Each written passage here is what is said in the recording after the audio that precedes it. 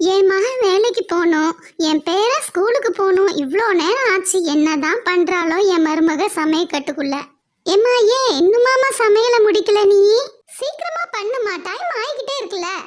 அத்தை, காலிஃப்ளவர் அடுப்பில் இருக்குது.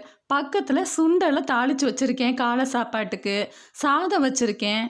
சாதம் வச்சிருக்க, சரி. குழம்பு எங்கம்மா போச்சு? குழம்பு வைக்கலையா அன்னைக்கு?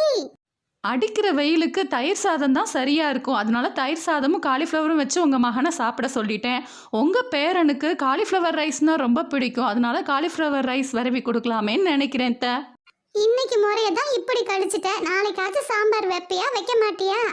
அது எப்படித்தான் சாம்பார் வைக்காமல் இருக்க முடியும்? நம்ம வீட்லையாவது சாம்பார் வைக்காமல் இருக்கிறதாவது. நாளைக்கு வெள்ளிக்கிழமை அத்தை.